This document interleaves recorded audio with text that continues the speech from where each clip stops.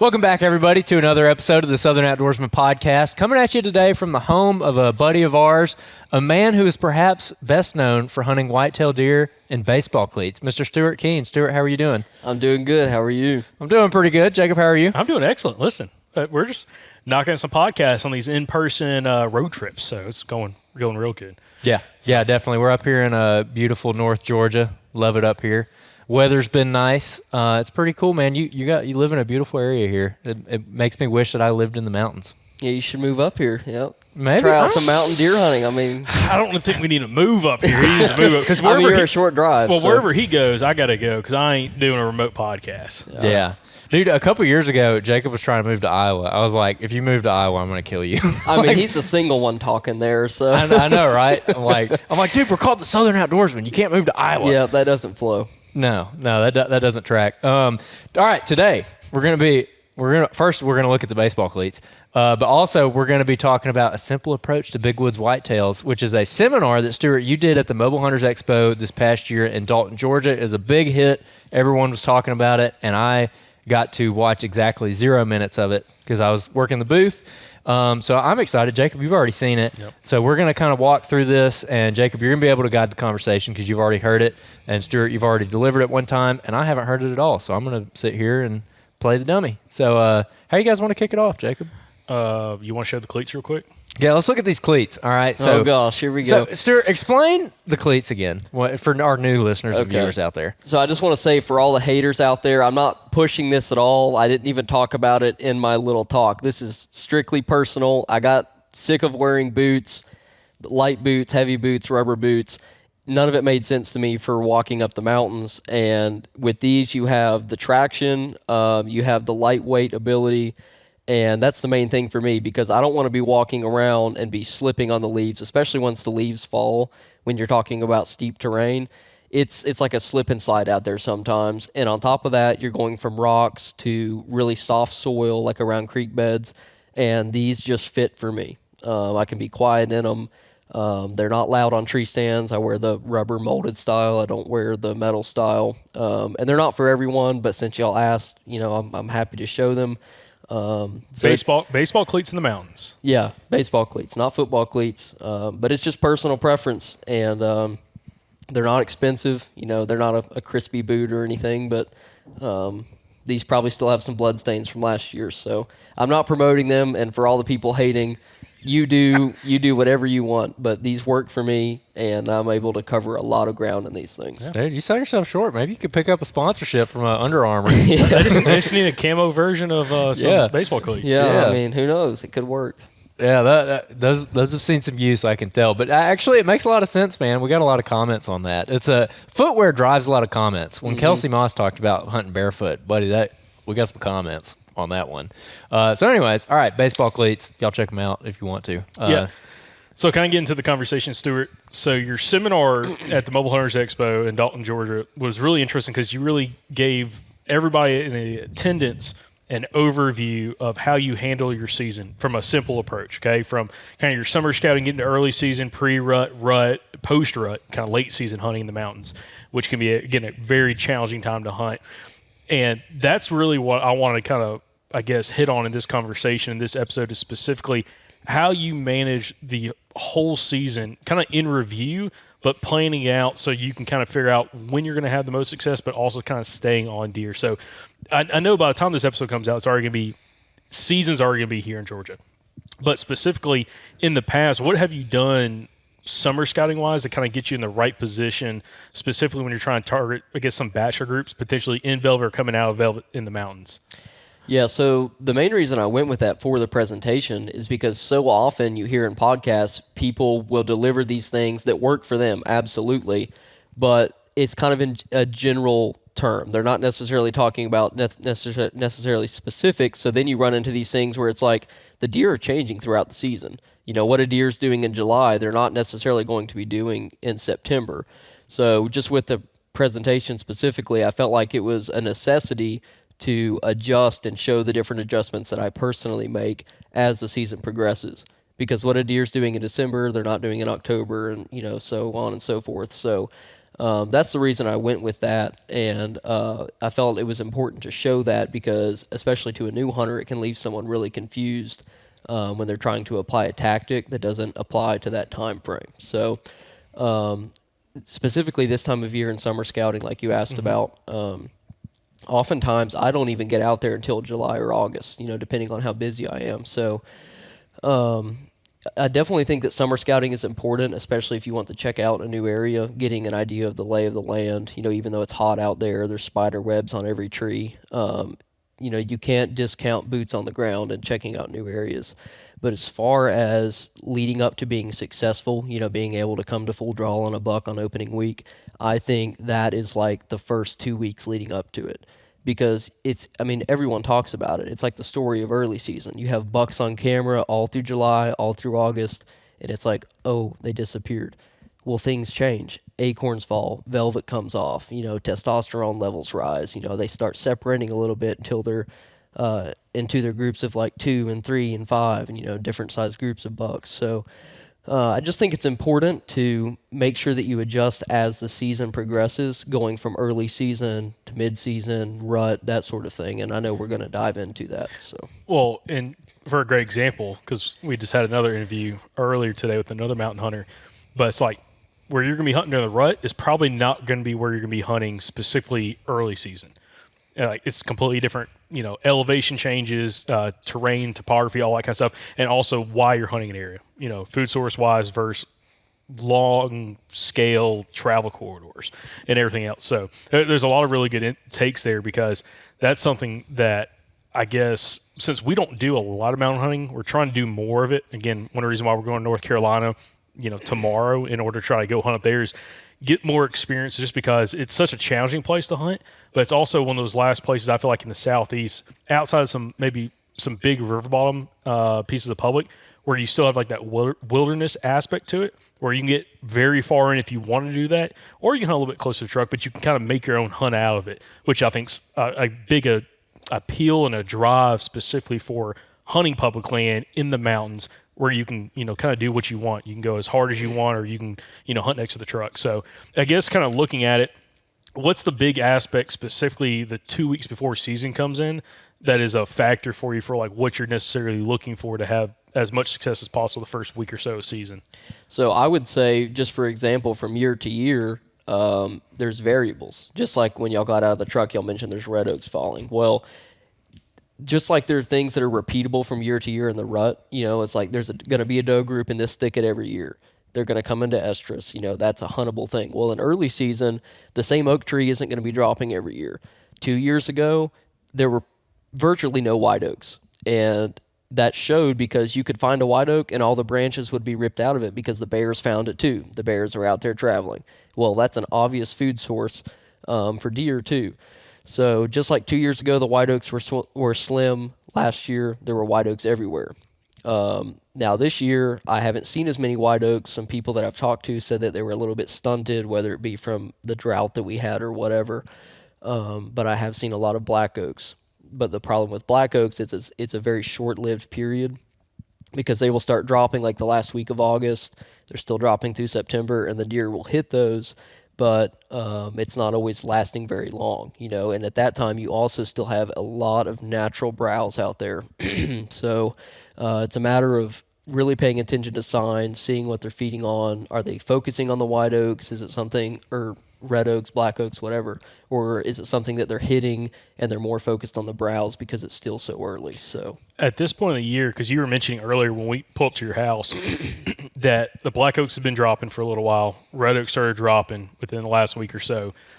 When it comes to those oak species, if it's a year that white oaks haven't produced very well, which seems to be a common case with a lot of people we've talked to so far in different regions of the mountains, like there's certain pockets that have more than others. Of the talking black oaks or red oaks, which one do you see the more preference that some of these whitetail would focus on specifically when season comes in? So from what I see, it's the black oaks in early season. That's when you see what you can put a trail camera on it. You can see the feed sign under it in early season, and they will eat the red oaks, but the red oaks I more see in late season. Like if we'll get a snow in December, January, you can find a red oak and you can see where they've been digging in the leaves. So I don't know if they don't prefer them as much compared to the black and white oaks, because those are the ones where in late season they're kind of digging those up as a last resort. So maybe those lay on the ground or on the ground for a reason. I'm not really sure. But for sure in early season, it's kind of like a black oak, white oak scenario. So it just depends. Okay, got you. Now, for hunting features in the mountains, that's something I've always thought is be fairly challenging, just because you're dealing with topography, large landscape. There's a ton of different options, probably in a lot of places when it comes to like checking a bunch of trees. What is your thought process on that? Like, how are you going about walking like in season or a couple of days before season, kind of spot checking areas to figure out like where that sign's at when there's so much ground to cover? So I would say an important part of it is deciding where the concentration of sign is at in relation to elevation. So I'm sure y'all have heard people talk about like sometimes the acorns are more in high elevation, sometimes they're lower elevation. I've heard that pertains to when we get an early or late frost. So if you get a late frost and the trees are budding out at the lower elevation and that kind of stunts or kills that growth, then the trees that bloom later at a higher elevation, those actually produce acorns. So sometimes you see more acorns in higher elevations. Sometimes you see them more in the bottoms. So that's typically when I try to do more of speed scouting. I don't get too locked in on one thing, because you're talking about a time of year when everything's changing. Leaves are falling off, hard mass is falling off, the natural browse is dying off, as you get into October. So I think it's an important time of year to just kind of be fluid with your scouting and not go into it with a mindset like I'm going to go into a white oak bottom, because what happens when you get to the white oak bottom and there's not a lot of sign. So it's a time of year when things are changing a lot. So it's just super important to cover a lot of ground, which everyone says, but you cannot underestimate just putting in a lot of walking. For instance, I got off work Wednesday, went out and walked public that I've hunted before, went all the way up to about 3,900 feet, just covering a lot of ground. Got all the way up there and found a bunch of poison ivy growing on the ground. It was all browsed down. Walked over the backside of that north ridge to the south side, found a trail, followed it, and I jumped 2 nice bucks bedded in a laurel thicket.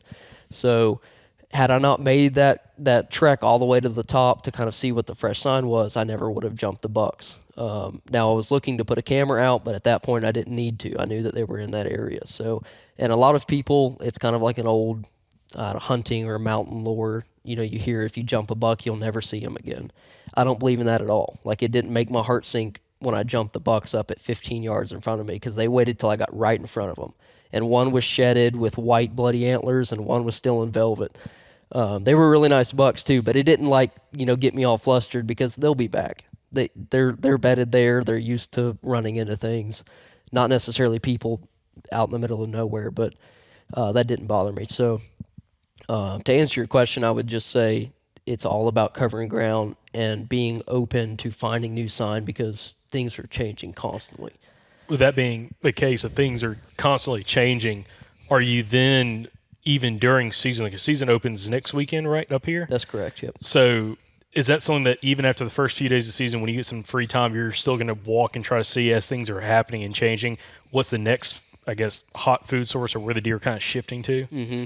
Absolutely. I know a lot of people will hunt all day and sit in their stand, and that's a good thing to do, especially if you're confident where you're at, just staying in your tree. But oftentimes I get down and walk around and cover more ground. If I'm checking out a new piece of public, I might hunt till 10 or 11 o'clock, and if things are getting slow and maybe I get bored or whatever, I'll get down and just keep walking. Maybe I jump deer, maybe I see where they're feeding. But I think that in-season intel of just knowing what they're doing is really important. Yeah, you bring up a really good point too, by the way, about everything changing this time of year, and it's all dynamic. And, out here we don't have crops that are getting cut, and that's like the big shakeup. The big shakeup, at least where we're from, and I imagine it's the same here, is when your leaves start falling and some of that ground cover starts dying back, whether it's saplings that have leaves on them or it's some kind of grass that's growing up in the mountains or out in the woods. It's once that starts dying back, I feel like it concentrates them a little bit more. And I want to talk about that, but also I want to talk about one thing in particular, which is right here early in the season. It seems like red oaks are dropping before the white oaks are right now.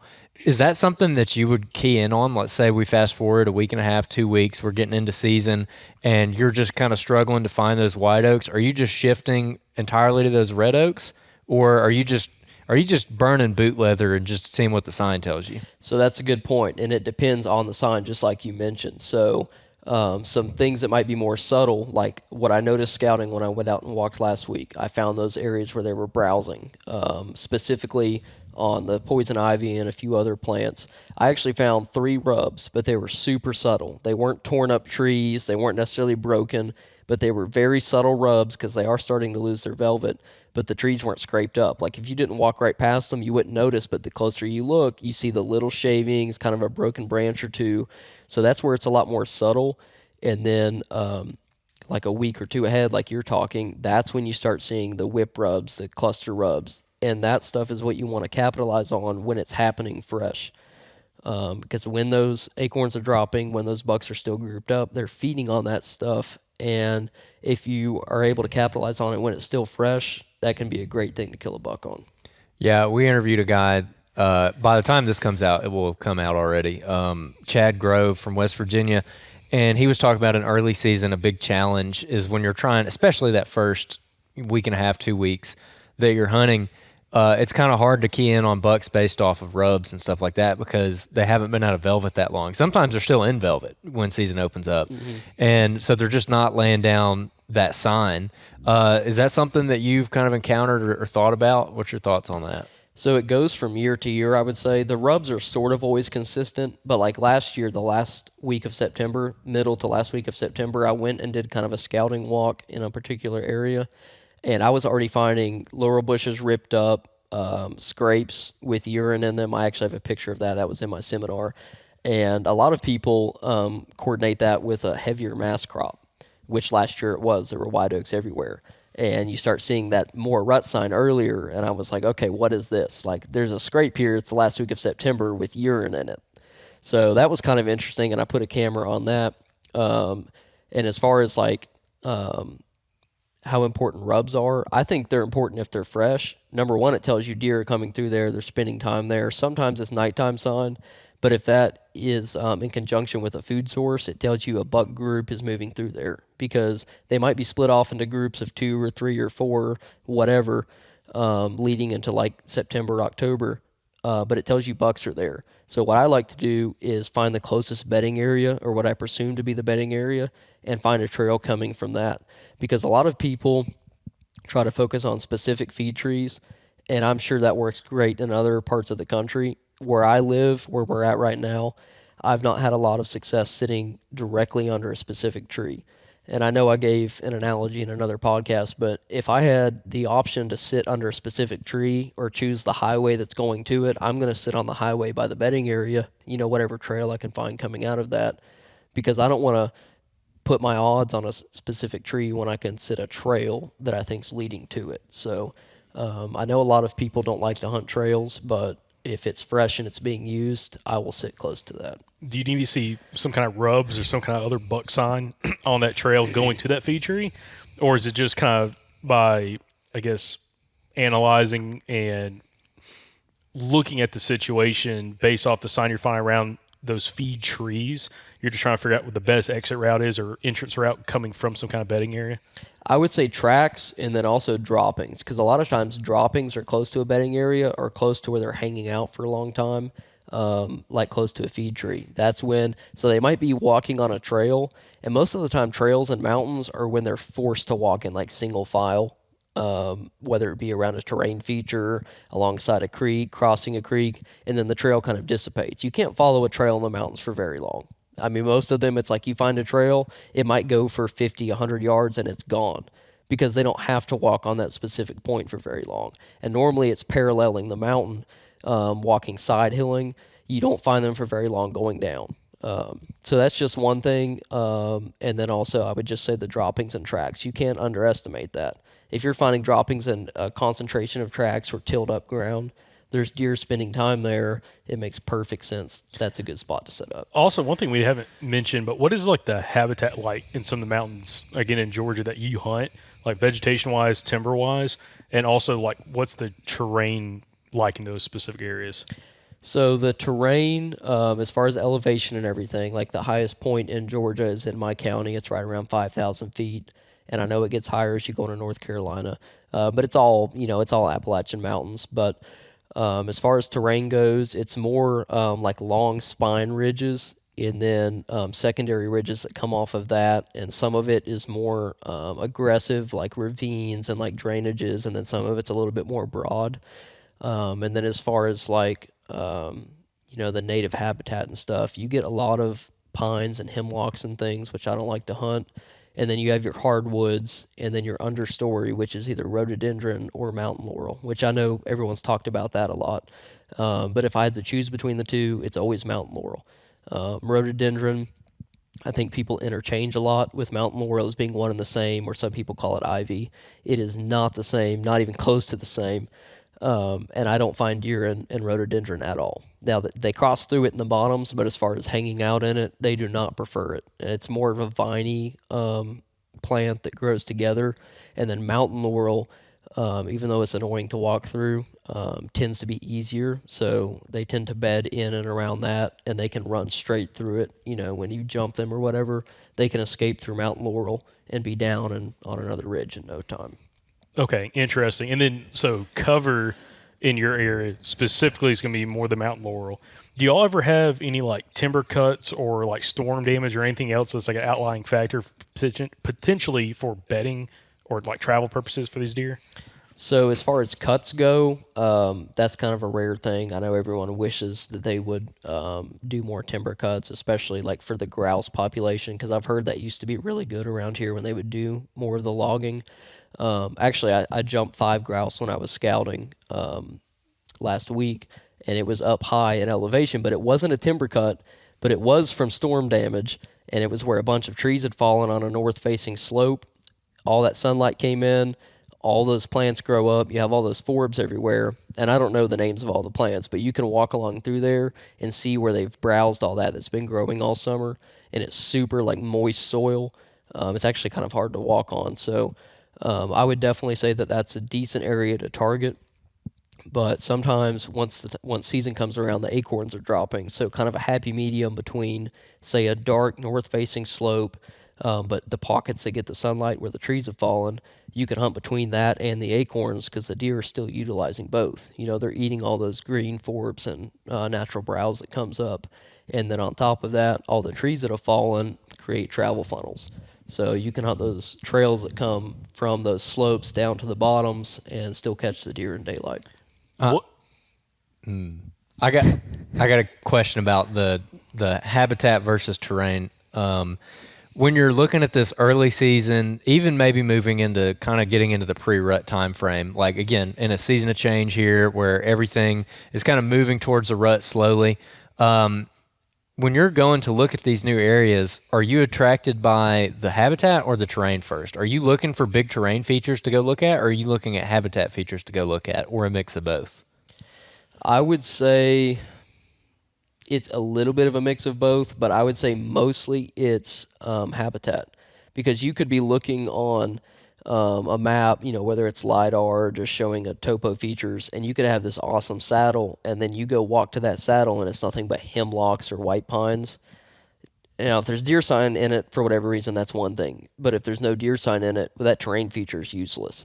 So terrain features are awesome when they can be applied in the right scenario. So same thing, whether it be a saddle or a huge rock bluff or whatever. A rock bluff is just a rock bluff unless it's got food on one side of it and bedding on another. It's just a pointless terrain feature. But when you have the deer there, that's the main thing.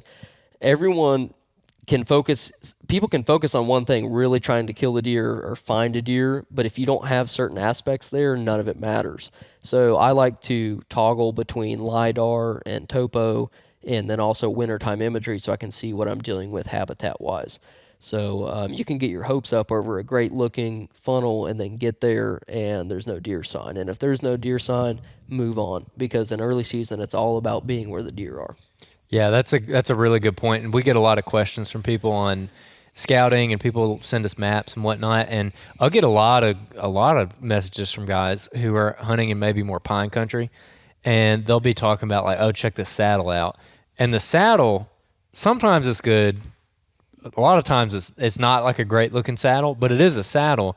I'm like, man, I don't know if that's exactly what I would be looking at to start off with, like the terrain feature, because the terrain feature itself is not like what is holding a deer in the area most of the time.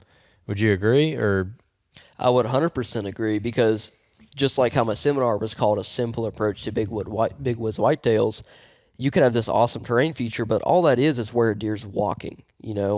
Aside from the fact that if you factor in thermals and maybe they're using it for a scent advantage, or maybe it's there because there's a scrape there, but the scrape's there because the deer are there, and the deer are there because they want to be there. So that's why. Now this is off topic, but like mock scrapes, people will make a mock scrape randomly, and I like mock scrapes, but they don't get me that excited, because if a scrape needs to be there, it's usually already there, and they're usually historical. So those are the ones that I actually key in on, because I don't want one picture of a buck. I want a buck coming in consistently. So I know I got off topic there, but I would say 100% it's habitat and food, because that's what a deer, that's what they revolve around. It's their stomach, unless it's during the rut, and even still, it's a doe's stomach. So they're out there surviving. They want, food and cover. So a terrain feature is just kind of a subset to that.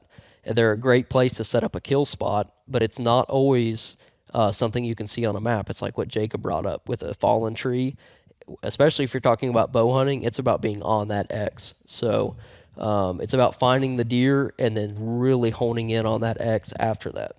yeah, it's like what I tell people, and this is what I try to focus on doing, is find the habitat first that is going to hold the deer, whether that be cover, food, or both, and then look for the terrain features in and around that habitat that are going to funnel some deer around like that. And that's worked well for me, like just going to new properties over the years. But Jacob, I'd cut you off. What were you going to say? Well, kind of on the conversation about habitat, topography, all that kind of stuff.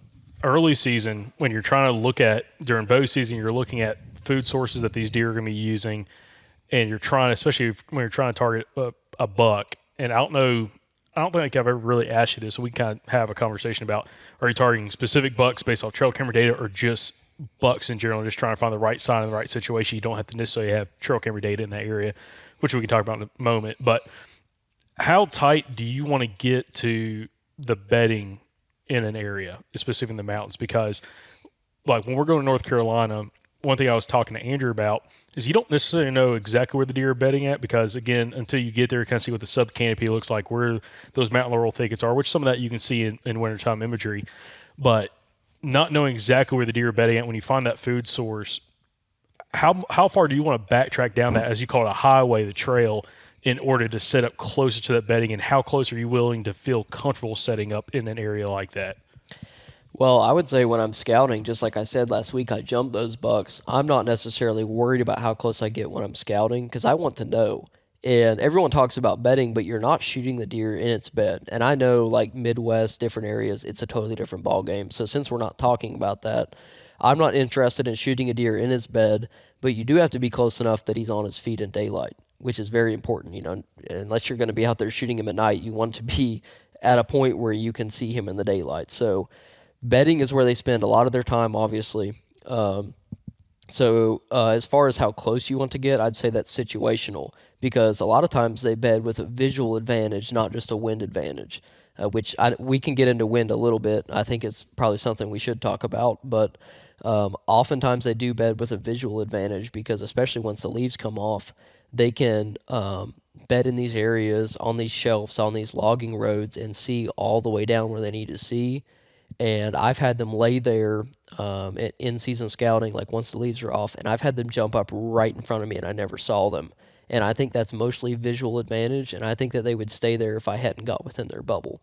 So I think it's situational, but in early season, I think it's a little bit more predictable, because they're still all grouped up. So bedding is easier to find. Like last week, I found 6 beds all pretty close to each other. I know there were buck beds because I put a camera out and got bucks right after that on a scrape within like 40 yards of it, which it was a historical scrape. I couldn't see the ground all dug up, but I knew that it was there. So that's an example where it's easier to know, hey, I don't need to be sitting right on this necessarily if I'm going out of an evening. But finding that happy medium between point A and point B is a really good thing to do in early season. And like I said, in-season scouting is so important, because historical data is really awesome, and I think it applies a little bit more to the rut time frame and even post rut time frame. But early season is so fluid and it changes from year to year. That's why it's so hard in the mountains. Ask any mountain hunter, and they're going to choose December over September all the time.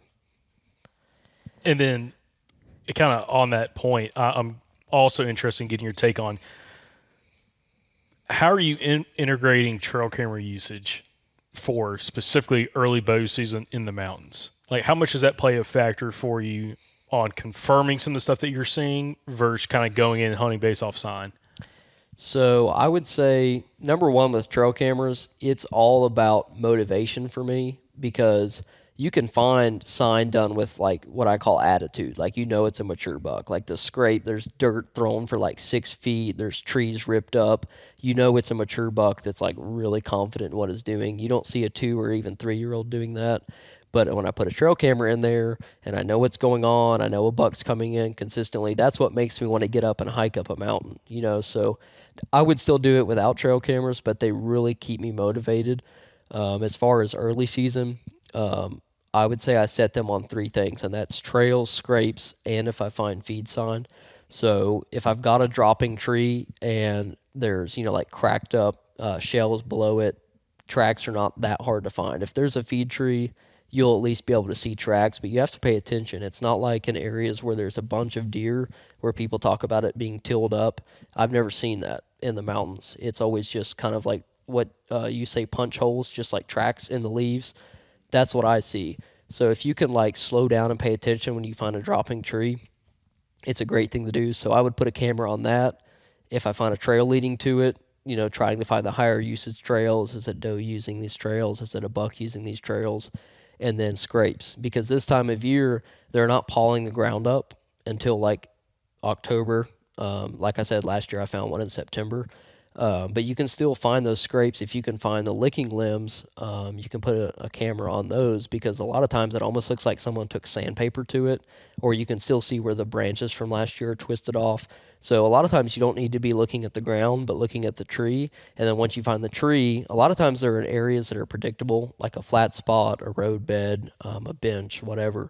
And then you can look at the ground and see, was this a buck that tore this up last year, or does it get used consistently? Because when a scrape is annual like that, like I've got a camera on a scrape right now, that this is my 10th year, or I guess 9th year running a trail camera on it. And even though there's leaves covering it, the last time they used it where they're actually pawing the ground was probably January, February. And the ground has got like a hard surface to it. It's different from the other soil around it. It hasn't had the leaf litter piling up on it and causing that spongy soil that we get in the mountains. So, every year this thing's getting used, because it's still getting used in January, February, and post-rut where they still have their antlers on. So it kind of looks like a hiking trail surface almost, just the vicinity under the licking limb. So, they're not pawing this yet, but this is an annual scrape, and if you can get your camera on it before they start doing it, you get that perfect in-season data where you're like, they're about to be showing up on this. And I have examples, the buck hanging on the wall in there, I got last year, and I was a little bit late to the game on it because I showed up and he had already pawed it, and I killed him 2 months later in December, 100 yards from the scrape. Okay. What tips do you have for guys going out if they're trying to find those scrapes, those historical scrapes? What characteristics do they need to look at when it comes to licking branch, and also maybe what they are not seeing on the ground that it's being used year over year? So I would say this is super independent on the area of the country you live in, because I've talked to guys from Arkansas where it's like all they use is beech trees. And then here it seems to be we have like 3 favorites. So it's like mountain laurel, beech trees, hemlock, but it all depends on where the scrape is and how big it is. And I know this has been talked about so much, but like primary scrapes, community scrapes, the scrapes that are just used by bucks, I don't care about as much, because I've been down that road, and a lot of times it's almost like they make them right after they lose their velvet. They kind of like, maybe they walk down a road or walk down a certain travel funnel, they make a scrape, and then they don't really come back to it. The ones that I like to focus on are the ones that the does are using as well, and that's the one you get deer activity from now all the way until January. You still have deer showing up and using it. So I would say it's identifying what licking limbs they prefer to use in your area, because that's repeatable year to year. And then also the location in which they're at, because they're there for a reason. The deer aren't traveling way out of their way to go hit a scrape, which oftentimes with mock scrapes, usually if there's a scrape that's going to be there, it's going to be within that area already, because the deer use them from year to year. Is there any other physical characteristics of what that scrape should look like, or licking branch, and or how close it is to food sources or bedding cover, anything else like that? I would say it depends on what part of the season it's in. Sometimes you see a little bit more of like bedding sign around it. Like in the rut, the bucks will bed on those scrapes for whatever reason, like in the morning hours, and maybe it has to do with them anticipating like a rising thermal. But I've got trail camera pictures of the bucks in the rut. They'll like camp out on those scrapes, like bed down beside them. Once again, I don't know why, but I would say as far as characteristics, they're where deer travel 100% of the time. They're not far out of where the deer travel. Multiple licking limbs, so like several licking limbs in an area are always a good thing in a community scrape area. And then the height is usually like 5 to 6 feet, which isn't super important. I mean, they'll get on their back legs and get up and put their, glands in the licking limb. But I would say they definitely, you can't argue they have their favorite trees they like to use for whatever reason. And then location is the main thing. What else, is there anything we're missing right now when it comes to like your early season bow hunting kind of strategy, or things to look at, things that you kind of get excited about? I would say in early season, number one, it's the toughest. So, and obviously, throughout the country, not just in the Southeast necessarily, early season I feel like gets the least amount of pressure because it is the toughest. So I would say if you can keep the right mindset, it just depends on how bad you want it, and being able to stay patient and know where the deer are at. And a lot of times people talk about only hunting evenings in early season. It's like mornings aren't really talked about that much. But if you know the right place to be and it's close to bedding, now this is sort of rare, but certain areas that I've hunted, you can see deer late into the morning on their feet because they do get up and browse around a little bit. They're not necessarily locked in on one thing. They are A to B, but if you can find that area at close proximity to their bedding, you can still see deer late in the morning in September. Yeah, that's a very common theme that we've started seeing with a lot of our feed tree or early season hunters. Even the guys who are hunting more of like your hill country, not even in the mountains, is that midday movement. And we bring it back to the GPS study that Mississippi State did, where they were talking about these deer getting up and browsing, or they'll have like 4 different beds per day. And so that means that they are getting up during the daytime and moving around. And then they might not be moving far, but they do get up and move around. So it's not like this, hard and fast thing where they're just burying up in a thicket, all day. They will do that for sure, but it's not all the time. And especially probably in areas like what you're hunting, because I'm imagining it's pretty low pressure, especially early season.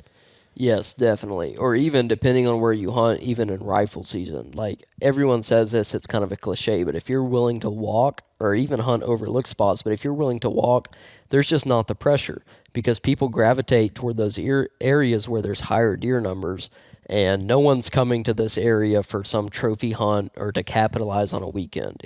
Could you do it? Yes, my hat's off to you. But it's not one of those areas that it's like, an icon where people are traveling to deer hunt. So pressure's pretty much a non-factor for me.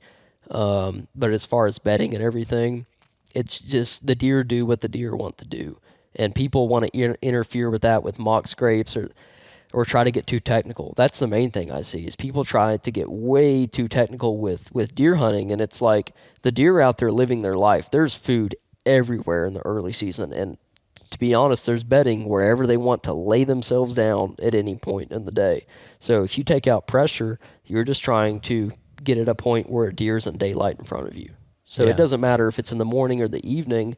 If you can be smart with your access, and of course wind and thermals are a whole other subject, but ultimately you're just trying to get in front of a deer in its natural environment. In an early season, that's all about just knowing what they're doing.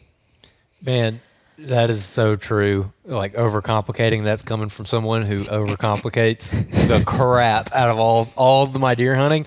But no, I mean it's definitely true, man. People will try to kind of assign like logic to what the deer is doing, and it's like really they're just acting off of instinct and conditioning, and they can't really think like we can. And I think it was Josh Driver brought that up on the podcast, episode 512. Where he said they don't logically act, they instinctually react or something along those lines. And that was a big help for me hearing that because I'm like, you know what, actually that's true. And I'm like kind of thinking myself out of deer a lot of the time and just overcomplicating it. So after early season, when do things like really start changing for you? It seems like early season you're staying mobile, you're trying to stay on top of the deer, kind of shift with them. At what point does your tactic like really end up changing throughout the year? Is it like mid-October, kind of getting closer to the rut? I mean, just what does the progression of your season look like? So I would say later October as far as like a really like big shift happening, because that's when like more leaves are starting to fall off. You start seeing way more rubs popping up. That's when you see your primary scrapes start popping up. It's like late October to the first week of November. That's when you can be walking, scouting or whatever, and you see the ground pawed up randomly, trees shredded. The bucks have broken up at that point, so you're no longer doing the thing where you're hunting localized feed trees necessarily close to bedding. The bucks have broken up. In my opinion, that's when it's time to start focusing on the doe groups and the travel funnels. And I kind of keep that same pattern all the way through the rut, even into December when I see a lot of the bigger bucks on their feet. So I would say that shift happens whenever the leaves start coming off and then the bucks are breaking up, which is pretty much always the last week of October. Okay, I got several questions on that. The first one, can you just define a primary scrape? So I would say personally, and I know everyone's going to have a different version of this, but primary scrapes to me, they don't get visited that often. Maybe it's different in higher deer density areas, but the ones that get visited repeatedly where I'm at are only the community scrapes, where does, fawns, spikes, and the big mature bucks are coming to check out. It's like where everyone checks in at, and typically they're historical, maybe new ones get created, but those are the ones that are larger. It's not just one pawed out area. The primary scrapes for me, I've set trail cameras on them for years, and it's always like a button buck that comes back and just randomly checks them out. So they're typically like satellite scrapes. They're kind of like a perimeter around an area where bucks are kind of traveling. Maybe they're just walking along. They rip a tree apart, they shred the ground, and then they don't really come back. Okay. And then also getting into later October when things start changing. When that leaf drop happens, do you see a large shift in bedding areas? And just a little more context, the reason I ask is because where we're from, I've put cameras on beds and trails and everything. And it seems like when that leaf drop happens, their bedding is the main thing that shifts really hard, like in pine country, where they're leaving those sapling thickets that have a lot of hardwood stems in them, like poplars or sweet gums, whatever. Once that understory deciduous tree, once they all start shedding their leaves, they're out of there, and then they're getting in those pine thickets. But you don't really have pine thickets up here, so I'm curious. Do you see the same thing? Well, that's a really good point. But so your pine thickets would be our laurel thickets, because this time of year you have all those like high stem count areas where the sunlight's coming through. And it's pretty thick, and they will lay down in that. Like I was thinking the other day when I was scouting, it kind of equates to a soybean field where you have all that moisture, the sunlight's coming in, but they can lay down and stay cool like next to a creek bed. And they will still lay in those areas after the leaves come off because they still have a good visual advantage. But a lot of times that's when they shift to the plants that hold their leaves year round, which is laurel thickets. So I know people talk about that like crazy, but you can't underestimate that. And as far as specific laurel thickets, they don't all hold deer. It's not like something you find. So I know people use that phrase a lot, but there's laurel all over the southeast. But it is something to focus on when it's in the right scenario. Okay, I got you. You got to ask, what's the right scenario? Like, what? How does it need to lay out that makes sense for bucks to use, but also an area that maybe would hold does? So number one, there's got to be deer there, which I know is a dumb thing to say, but where I'm at, you're not just going to walk in the woods and necessarily find a great deer population. So number one, I'd say there's got to be deer there. You have to be in an area that produces deer, and if you're hunting mature bucks, you have to be in an area that produces mature bucks, because a lot of people don't talk about this. There's areas within my county I wouldn't hunt, especially around lakes, areas where people hunt a lot, smaller parcels of national forest. They just don't produce big bucks. They just don't. The deer don't reach maturity. You get more pressure. They just don't have that chance. So I would say if you're looking for a mature buck, which I think most people listening probably are, you want more of those isolated areas where people don't hunt as much. And then within that, I like isolated laurels. And it's not always isolated, but if you can find hardwoods with, say, 2 isolated laurel thickets, maybe a hardwood draw between them, that's a perfect scenario where you can hunt, where you can see a long way, and then also be between 2 bedding areas. But you can also find, several acres of mountain laurel, and if you can find the right funnel coming to it, that works as well. So that's really situational, but I don't want people to think that if they found mountain laurel that they found the deer. So it is situational, but I think isolated ones are typically the more high percentage. I go back to sorry, hitting stuff behind the wall. I go back to smacking the wall. I go back to an interview we did with Devin Duncan from Virginia probably 4 years ago, and he's a mountain laurel junkie. Like if he doesn't have it, he's not in that area, because that's like where those big bucks are holding up in. And in one situation, he was talking about specifically laurel, if I remember correctly, on both sides of a big ridge where you had a saddle connecting them, and the laurel crept up into the saddle but didn't cross the saddle. So just kind of open in between them. And he, like for the rut specifically, he really liked that because it's an area you can sit and those bucks can bounce back and forth, kind of wind checking, especially with a rising thermal, or just cutting across from one bedding area to the next bedding area. Is that ever anything that you focus on specifically as you're talking kind of pre-rut aspect, that where you're having laurel, like you mentioned the scenario where there's a ditch that's kind of separating 2 laurel patches, but do you ever look at in any other circumstance where there's laurel connected by another terrain feature that makes it for a really good funnel for bucks to cruise through? Yes, absolutely. It's kind of unlimited in that sense, but I would say the example you gave, that's a great place for a scrape. It's a flat area, cover on both sides. Sometimes it can be a thermal hub. I know that's a kind of a buzzword. But then additionally, at the heads of those drainages, you can find rock bluffs sometimes. And sometimes they're subtle. They're not always this huge rock face that you can't walk up. Sometimes it's a long, slippery, wet rock that the deer don't travel across. And almost 100% of the time, there's going to be a trail below that and a trail above it, almost every time. And usually the trail above it is the one that's flatter, and that's where the scrape's going to be. And I think I remember you actually talked about that last year, because we had you on the podcast last year, I think before we went to Georgia. Yeah. And you were talking a lot about like the head of those draws, or like hunting up and down those draws, catching bucks, cruising across the top of them, cruising down below them, and be able to set up specific for gun hunting opportunities to be able to capitalize on both those trails. Do you typically find, as we're talking like that pre-rut, the bucks laying down a lot more sign, late October, getting into November, and getting into the rut, are they laying down a lot more sign in those specific locations, like kind of around the head of those draws or right between these laurel thickets? Or like, how does that sign change in relation to how these bucks are actually now covering more ground? Well, I would say the sign, if I could put it in 3 categories, it would be rub, scrapes, and then tracks. Because it's always important when I come across a trail like that, I'll walk it for several yards, kind of like seeing what the latest tracks are in it, especially if, it's kind of wet and you can kind of see what the latest imprints are on top of that. So, and you can tell what a mature buck track is, especially if it's next to a doe track. I mean, it's pretty obvious most of the time, unless they've slid in the mud.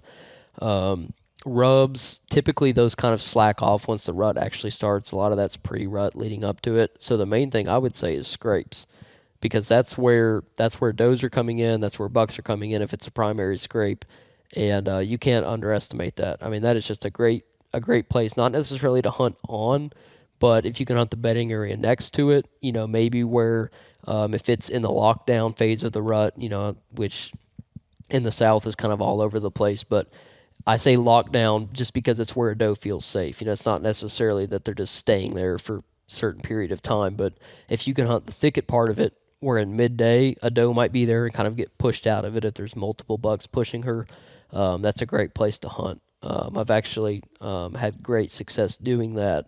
Even in the evening, it's like a buck will sit in proximity to a hot doe on the edge of a laurel thicket near one of those drainages, and they'll kind of bump in and out all day long, kind of like monitoring them. Actually, one time I had kind of a lucky scenario. It was a dry year in November, and I walked into one of those areas, and it was super crunchy. But I yelped like a turkey, and I know y'all have talked about this, it's nothing new, but I yelped like a turkey on my way in, and this is before I started hunting out of a lock-on, and I climbed up on my climber, and I was still like setting all my stuff up, hadn't even knocked an arrow, and a doe comes kind of like trotting out of a laurel, and there were 3 bucks on her that night, and it didn't pan out well because my string hit my camera arm and I shot over the buck's back. But that's just a great scenario where those deer might have been in there all day long, and I was hunting right on the edge of the laurels. He bumped her out. They weren't in any kind of a rush. They stood there for 15 minutes. I was able to knock an arrow, get everything set up. So it's just situational. That's the main thing. Everyone kind of seems to kind of like pigeonhole into like one certain tactic, and you can't always do that, because if you're trying to learn, if you're a new hunter or whatever, you have to go into it with an open mind, because everyone has their own things that work for them. And there's going to be things that work for me that people think are the dumbest thing ever. And that's just part of deer hunting. You have to find out what works for you, and then also have an open mind if you want to learn something new. Yeah, a lot of people that listen to this are going to be football fans, and it's kind of like when a football coach is like, "Hey, this team's one-dimensional," or whatever. If they're just doing that one thing, it makes them more beatable. And if you're only good at one thing, if things aren't laying out where your tactic's going to work, you're going to have a pretty rough season. Yep. Speaking of which, one thing I'm one-dimensional with and not good at, it's something I've just not had to deal with very much, is hardcore just visual advantage bedding, where the deer are looking down the hills like you've been talking about earlier. Maybe they're bedded on the edge of a laurel thicket. Maybe they're up on a bench and they're looking down the hill, and they're using their eyes to their advantage. Like most of the places I hunt are thick enough where you're not going to be seen by that deer until you're like way on top of them. How do you account for that for accessing / just navigating through the woods, whether you're scouting or you're actually accessing something to hunt? How do you account for that visual advantage and avoid it? So as far as scouting goes, you're looking for the deer, you're looking for signs. So sometimes that's not always something you can really be defensible against, because you don't necessarily know where the deer are at. So if you're walking up a drainage and they're looking down it, you don't really know what elevation they're at. So a lot of times they see you as soon as you walk in the open. But if you have a specific area that you want to hunt, you can get at that specific elevation you want to be at, maybe access it from, several hundred yards down the ridge, get to that point, and then side hill around to it. And there's terrain in that aspect too, because, you have the rolling ditches and everything. So you can still keep terrain between you and the animal, and side hill around to the deer. So you can still keep some sort of visual obstruction between you and the animal. And then once you obtain that elevation you want, then you work on getting closer to where you want to hunt. So, do you see them bedded a lot where they are looking down at a feed tree that they're feeding on, or a scrape that they're monitoring, or anything like that? I wouldn't say a feed tree as much. It's sort of like, a lot of times it's just opportunistic, unless there's like a really like hot feed tree, I guess is what you would say, when it's like they're visiting it every night. And at that point, it's almost like they're confident. They don't monitor it. They come out of it, they go straight to it. Maybe they look as they're coming in. A scrape, I would say it's not more of like a from a distance thing. They tend to bed like really close to it, for whatever reason. Maybe it's the peak of the rut. Maybe there's does coming through there. And that's when I get pictures where it's like, and I should probably run my trail cameras on video mode for this purpose, but that's when you get pictures where it's like a whitetail running through and maybe a buck, and they're just running all over it. And, that's when you want to be in your tree. So it's not necessarily like they're monitoring it from a distance. They'll bed down right on top of it, and that activity takes place in close proximity. So during turkey season this past spring, I was hunting some more mountain areas of Alabama, and I found originally I found the bed first, this huge bed underneath or right next to a big down oak tree. That I mean, it's deteriorated. I mean, it's rotted away, but like it's kind of tucked in there, huge bed, half the size, almost half the size, if not 3/4 the size of this table we're sitting at. And after I like looked at the bed, I'm like, oh, that's kind of cool. But again, I'm not a bed hunter. It's like, okay, cool. It's like there's definitely been a deer bedded up in here, but it was just that one bed, and I didn't walk, and it was just right off the crest of this big ridge line I was working, and below it starts getting real steep. It's the timber gets. There's some big timber down there, but sporadic. It's a lot of smaller size diameter trees, like 8, 10, 12-inch diameter trees. And as I crested the ridge top next to it, there's a flat right there that kind of jutted out, and there was a huge scrape right there and rubs all around it, probably 40 yards from the bed, just right in that spot. And then there was red oaks all in and around that flat. So it's like that bed was just off the edge of it onto this, again, rotten tree. There was a big scrape right there, and then all these red oaks. And I'm like, be an interesting spot. Just again, maybe it's one of those spots. I didn't have a trail camera with me. Really wasn't overly interested in putting a trail camera right there, but that scrape's kind of interesting. But the thing is, it's really close to a like a small hiking trail up on top right there, and made me wonder. And I don't know if you deal with this on some of this public land, because there's a lot of public land we hunt in Alabama, and there's hiking trails everywhere. Like they just, the state or whoever's like cut in hiking trails. And it's funny kind of seeing how often deer are to the hiking trails. Do you ever deal with that much? Like, I don't know if y'all have many hiking trails on some of your public land, but deer actually bedding in and around it or above it or just adjacent to some of those hiking trails? We do have a lot of hiking trails, like especially on the WMAs and throughout the national forest. But I don't know how heavily they get used, except for like certain really popular ones. Actually, when I scouted last week, I ran into a hiking trail, but it was over, the top of the mountain. It wasn't necessarily super close to where I was at, but I would say where I jumped those bucks, they could probably smell, down into that valley, depending on the wind direction and stuff. But that's not something I really deal with, because there's so much land around here that it's not like you necessarily have to be close to a walking trail or a hiking trail. And if I can get away from that, then I will. Because oftentimes those areas that's not like protected, it's still huntable. So it's usually you don't see your big bucks around there in my area. So that's not something I focus on, because I want to be somewhere where the bucks can grow old. And if it's huntable, then it's probably not with that easy of access. So going back to the topic, simple approach to big woods whitetails, what is your simple approach thought process when you're talking about that pre-rut, late October going to November, getting to the rut perspective? How do you try to keep it simple during that time and not get so tied up in the details? Like, I'm guilty of, Andrew's guilty of, I think we're all guilty of at certain points, but like, how do you try to keep it simple during that time frame?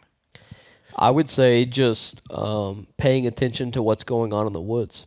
It's like you really just can't underestimate that, because you can get so honed in on one thing, whether it's this great terrain feature or this great scrape.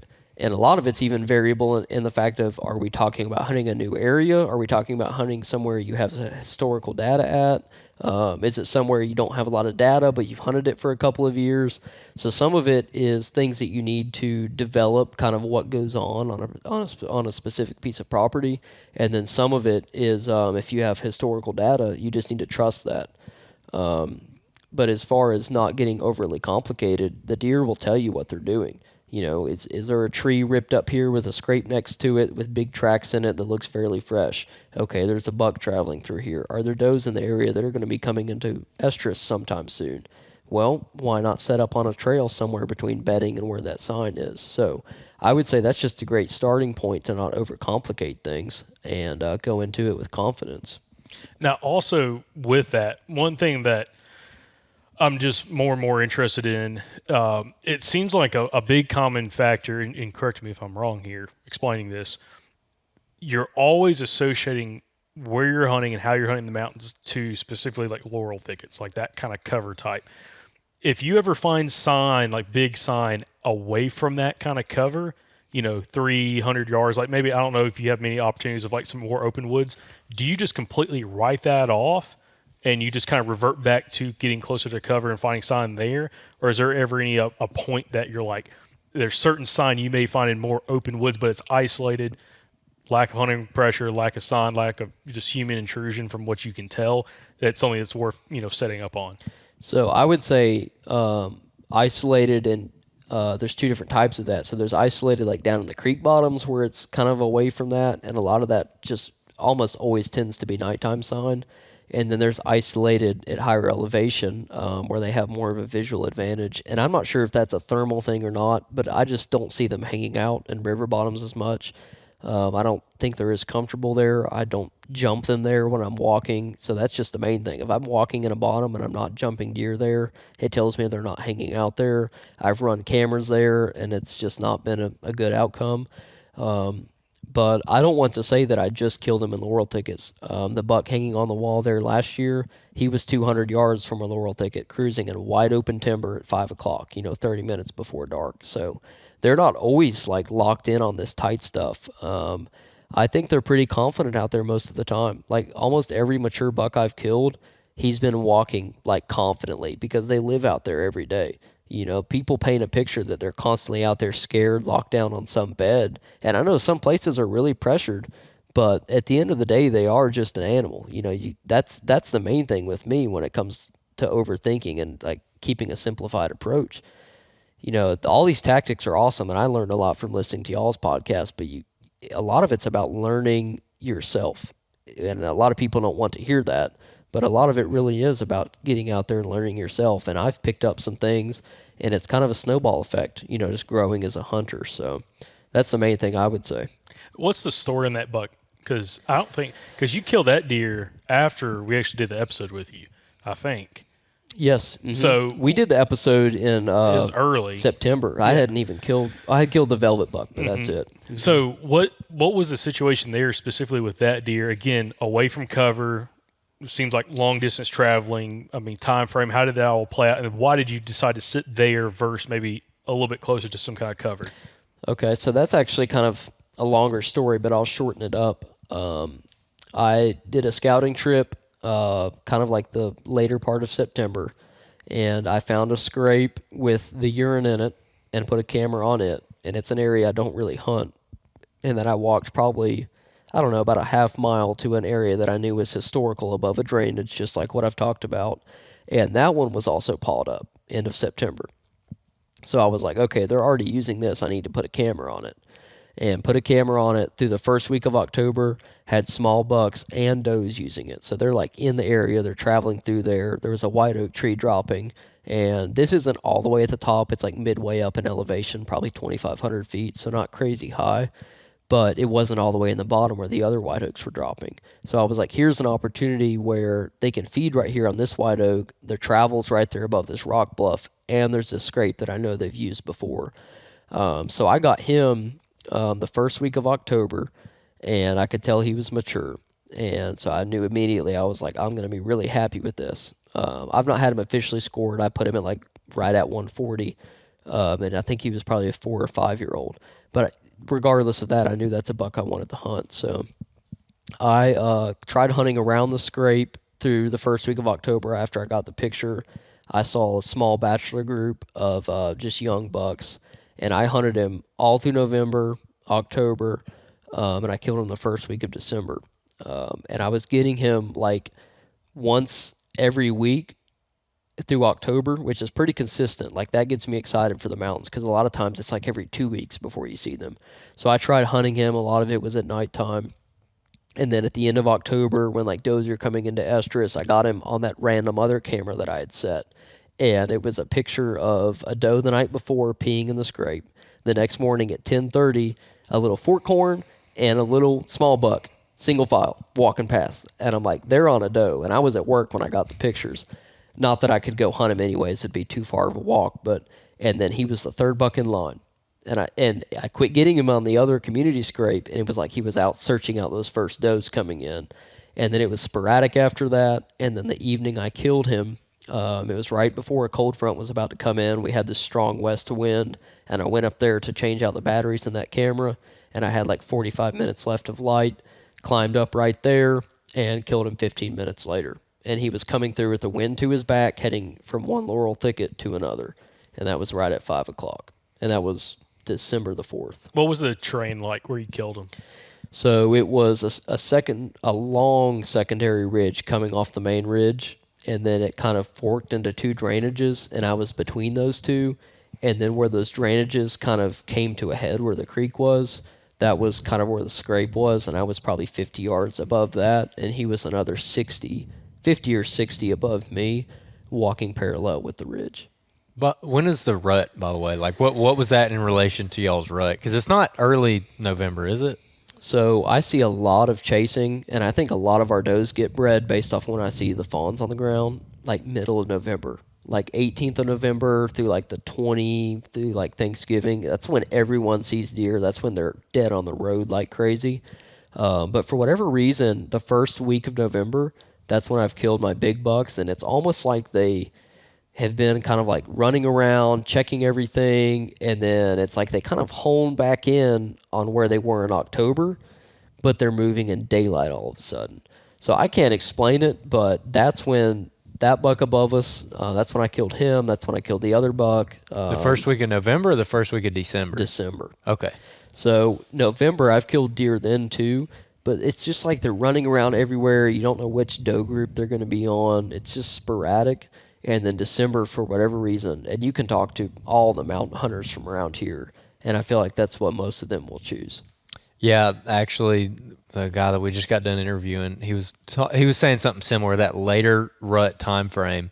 And man, that's a lot of people that we talk to, whether it's Alabama, Mississippi, Arkansas, Georgia, other places, that second half of the rut seems like that's when the big bucks end up getting shot, is that second half of the rut. So you mentioned that they kind of return to those areas that they were in, but they're more honed in. Can you kind of go a little bit deeper on that? Like, what do you exactly mean there? So I would say it's more daylight activity. So like, whereas that buck was showing up like once, sometimes twice a week, like he might come through at 9 o'clock at night, and then he would come back through at 3 a.m. working the exact same scrape, and the does were using it too. But it's like, how do I catch this buck in daylight? And I didn't really know, because it's like you could go hunt the laurel thicket, but that laurel thicket was like 12 acres, roughly, and it spans like the length of that ridge. So you're just kind of like throwing something at the wall and, hoping you're in the right spot. So in December, though, it's more like you can hunt that scrape, and you have a really good chance of him coming through in daylight, whether it's winding it or whatever, or using the thermals, like walking on that bluff on the downside, which I think they use a lot, because once it gets dark, it's all those thermals pulling down there. And I have trail camera pictures. The first ones I got of him, he approached from the downward side, and he was like 50 yards out, and you can see his rack in his eyes, and he slowly comes up with his nose in the air, all the way to the scrape. So, oh, that fires me up. Well, what you're saying also reminds me of Drew Atkinson from Arkansas, who had on a few times, because he's a big scrape hunter in the mountains in northern Arkansas, and he specifically said for hunting scrapes, he likes hunting them in September, early October, catching bachelor groups coming up to him, and then also that post rut, like they're rutting there mid-November, or actually late October, mid-November, first week of November, and he said like December and January, it's like that light, something happens, that light switch, and those bucks, like those big bucks, are back on those scrapes. It's just like the last bit of hope. Like there's got to be another single lady out here somewhere, okay?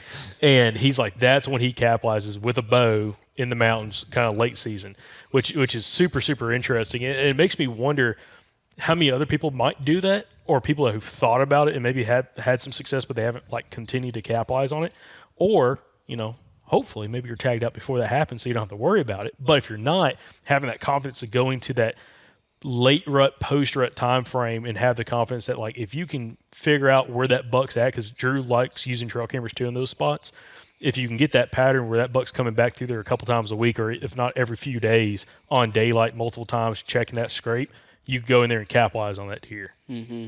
Absolutely.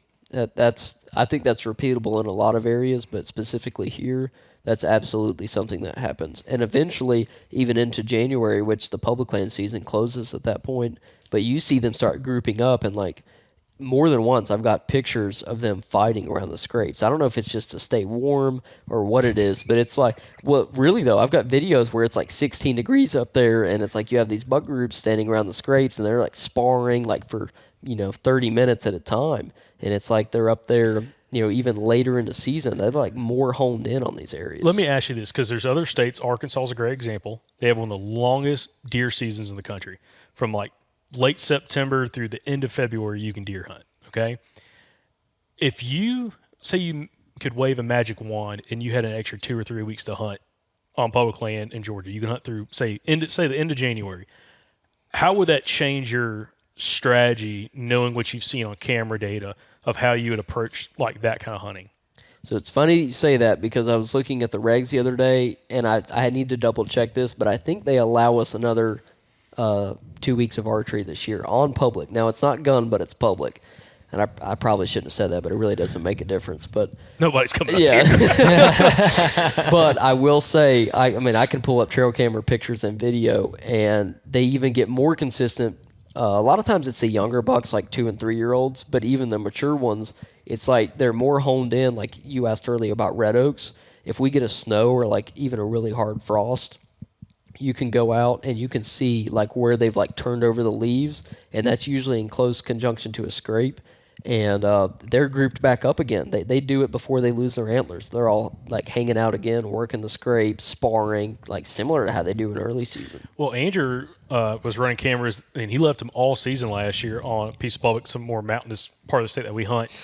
And those bucks did that. There was a time, and actually, it was like February, because they rode a little bit later there. But it was like February, early February, right around when season went out, or right before season went out. Valentine's Day. And dude, these bucks were stacked in there. Groups, big 8-point. They had a camera on last year. Oh, yeah. And we never hunted that spot. He just dropped cameras Hammer. off, kind of get some annual data. And dude, he's back in there just hanging out with all these other bucks, just all around these scrapes. Oh, yeah. So- So we're going to make a withdrawal this year, Yeah, boy. Could you hunt then? Was it open to hunt that late? Or? No, well, so they were in there all season long, and in daylight too throughout January, and then February they kind of grouped back up. But that early January time frame there, they might have some problems. Yeah, I mean, so it's like we never even hunted last year, but it was interesting seeing like what you're talking about. These bucks grouping back up, and I guess it's also just because where we had cameras at. You probably could find them other places, but it's socializing around those scrapes. And like they kind of hit the scrape, but they're just kind of like standing around, just messing around with each other, which, that's interesting to see. But the cool thing is, if y'all do have an extended season, or potentially maybe that happens in the future even more so, to be able to capitalize on that, if you had a tag left in your pocket, and be able to go and do that, I'm like, that's a cool experience. But again, kind of goes back to the woodsmanship and implementing trail cameras, just trying to get some kind of, you're not getting like a pattern to the aspect of like a guy sitting on a corn pile or feed or something like that, but getting an idea of how often these bucks are coming through and figuring out how you could potentially not only hunt a location in and around that area, but also figure out access. Do you ever look at that from like an access standpoint, like paying attention to how bucks are like coming into an area where you get them on camera and looking at their travel patterns to figure out how you can maybe get in there somewhat clean? I would say so a little bit. A lot of times, like with the scrape above the bluff, they would almost always kind of circle right to the bluff, but they're not going to walk off the side of that, and then they'll turn and come up to the scrape. And actually, the first daylight picture I got of that buck last year was the 18th of November. I was actually on the way to Florida for vacation. It was at 12 noon.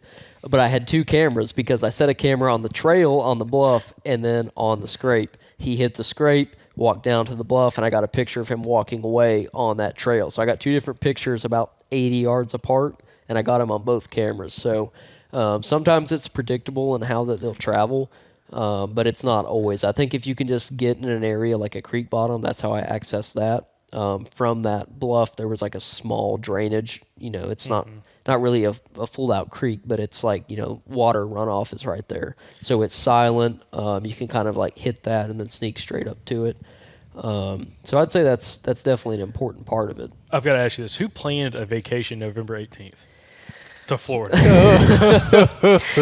I ain't trying to get you to sleep on the couch, but I'm just wondering. Yep. It was. Yep. Okay. Yep. It was, yeah, my wife's family. Next question. So, yep. Okay. It doesn't. Hey, I killed the buck 3 weeks later, so it's I mean, okay. right. Hey, it all worked out. Yeah, Yep. listen, stubbornness will get you far in life. That's Yep. what I Right. tell you. You got to be stubborn Hey, for those bucks. Listen, hey, you mentioned earlier, by the way, finding that scrape that was pawed out in late September last year, and it felt a little bit early. This year, every year, but especially this year, people have been talking about a different timed rut, whether it's like a bifurcated rut where it's going to be in middle October and late November, or, there's always talk about variation in rut dates. I'm curious on your thoughts on that. Honestly, it seems like the rut happens the same time every year. I mean, it seems like everyone says that, and I'm interested to hear y'all's opinion on that. But you really don't see much variation in that. Once the does are actually getting bred, I mean, all you have to do is look at the fawns. They start appearing up last week of May, first week of June around here, and then you have some that are a lot later. But that kind of happens the same every year. But the pre-rut stuff, it does seem, it's like some years it's like, whoa, this scrape's torn up in September. And some people said that coordinates with the amount of, food available, the upcoming mass crop. Oh, interesting. Yeah, and I've heard like on really good mass crop years, just from other podcast guests, if it's a really good mass crop year, there was good moisture, the deer are healthier, it's going to be like a stronger rut, and maybe even like an earlier cruising time period of some of these mature bucks kind of getting out on their feet and really covering some ground because they're already healthier, versus the years where it's a lot drier, a lot worse browse availability for them, and then also like a poor mass year. They're so focused on food. They're still rutting, but they're so focused on food up to that point that the pre-rut's kind of like just not there. And then all of a sudden it's like a light switch happens. It went from like bucks focused on food to automatically trying to go and start breeding does. So I think that's just something to kind of think about, because I mean, I know we've had a drought this year. I mean, it's been dry the last couple of years. We had a decent, was it 2 years ago in Alabama? We had a pretty wet spring, I think. Yep. And then I know 2020 was a really wet year, and that's when Michael Perry shot his state record in Alabama. And he saw, I know some people talk about correlation with just quality of deer on those really wet years when there's this abundance of browse species for them to be able, and high quality browse for them to feed on. But then again, I'll tell you something, get a little sidetracked. I had somebody tell me, and I'm trying to remember who it was. They haven't been on the podcast, but I think I was trying to get them on the podcast, talking about, Ben Allen talked about this. Our buddy from Kansas, lives in Kansas now.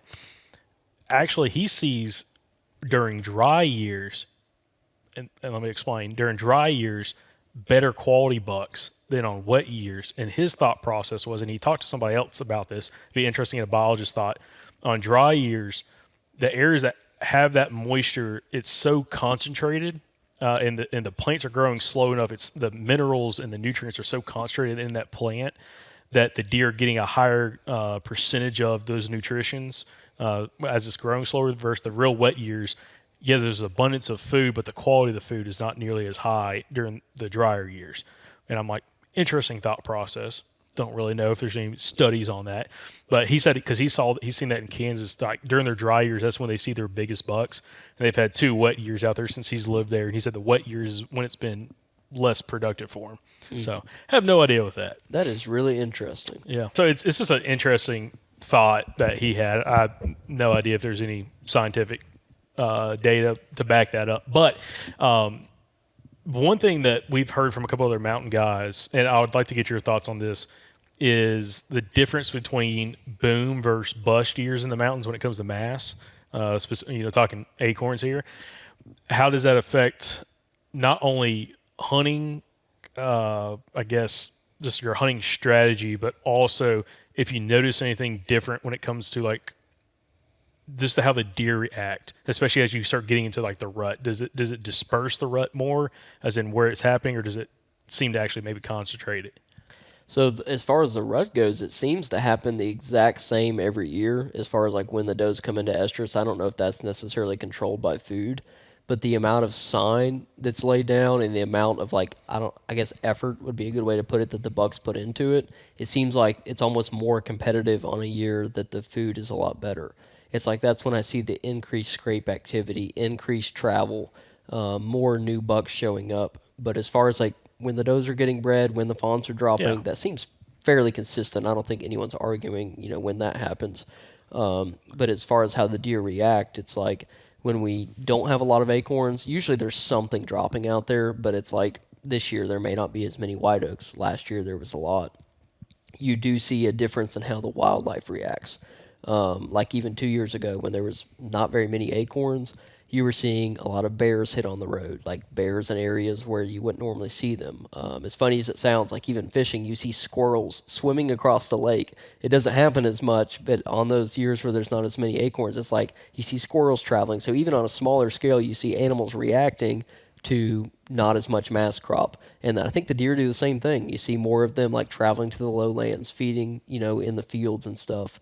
But as far as the rut, I don't see a huge difference other than maybe scrape activity and the amount of bug travel. So on boom years, it might make it a little bit tougher, actually a lot bit tougher early season, but during the rut, it could benefit just like you're just seeing more sign, kind of have a better, idea of what's happening. And then on, I guess, the more sparse years, a little bit less sign being laid down. Mm-hmm. So again, you probably have to be covering even more ground in order to kind of figure out where's those hot spots that you need to set up on in order to try to have some kind of success. Yep, that's a very good point. Yep, tougher early season and then more intense rut, I would say. Okay, interesting.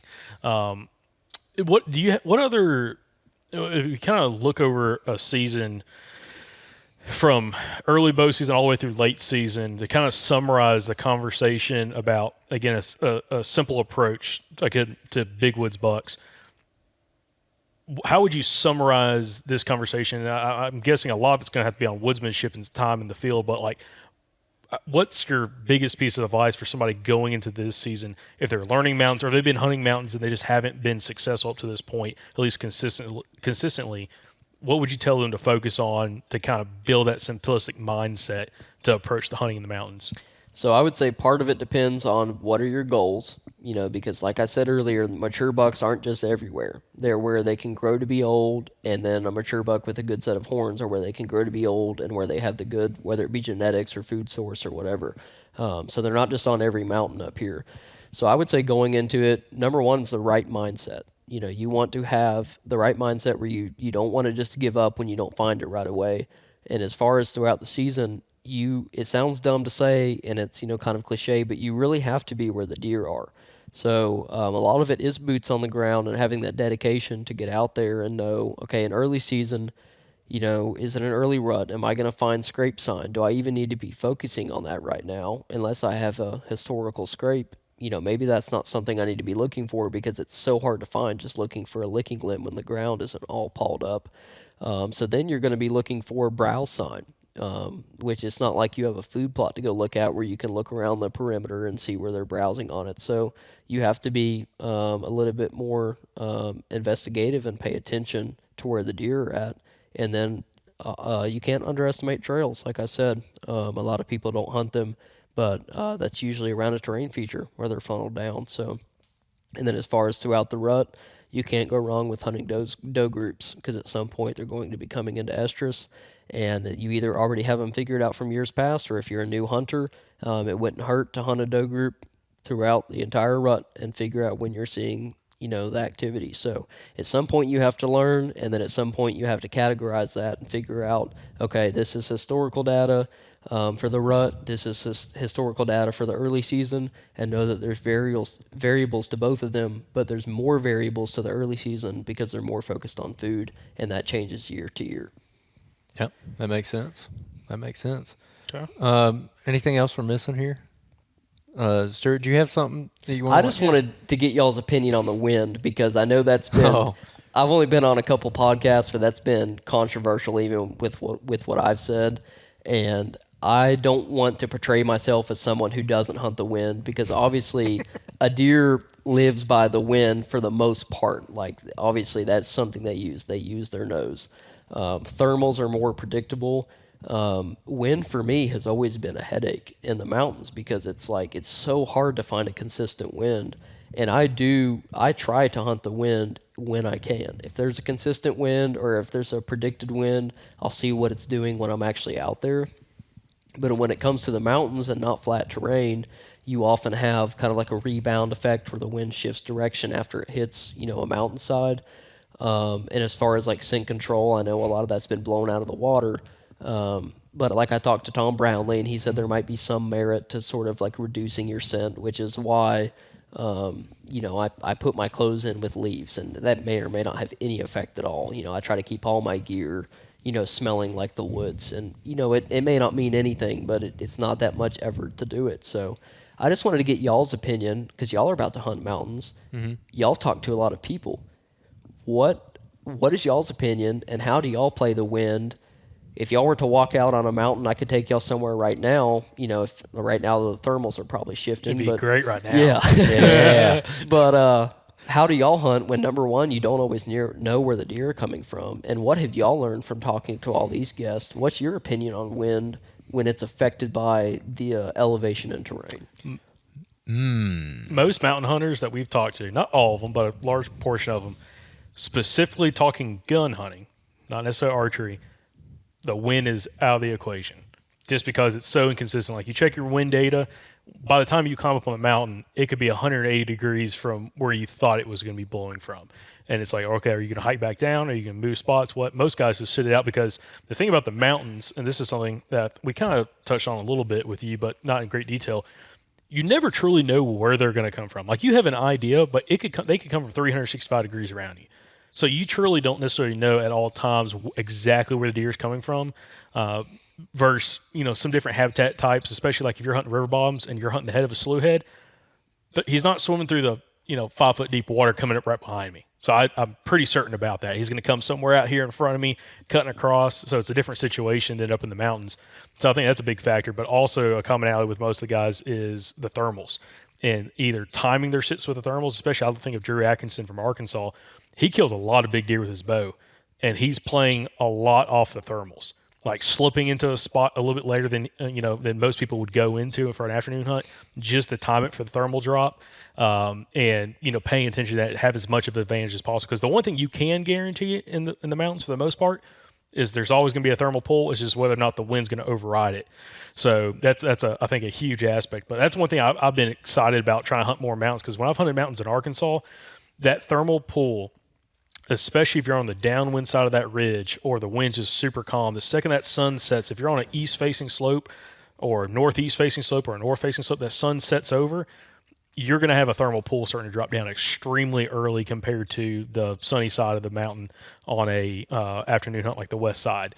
And like I've seen that in Arkansas, and the second that sun drops and you can feel the thermal, you can start hearing deer get up and start moving around and kind of click-clacking, on some of the rocks above you. And it's just whether or not they're going to make it down to you in time before it gets dark. Sometimes they do. That time when I had that happen, it did not happen. They kind of milled around up there feeding on some oaks that were dropping above me. But yeah, I think it's so challenging, because if you go, I'll be honest, did you read some of your comments from your last episode with us? Sometimes I read some, sometimes I try not to read some. that came up in a couple comments, because I think you had mentioned we had interviewed another mountain hunter talking about like really just focus on thermals, not paying attention to the wind.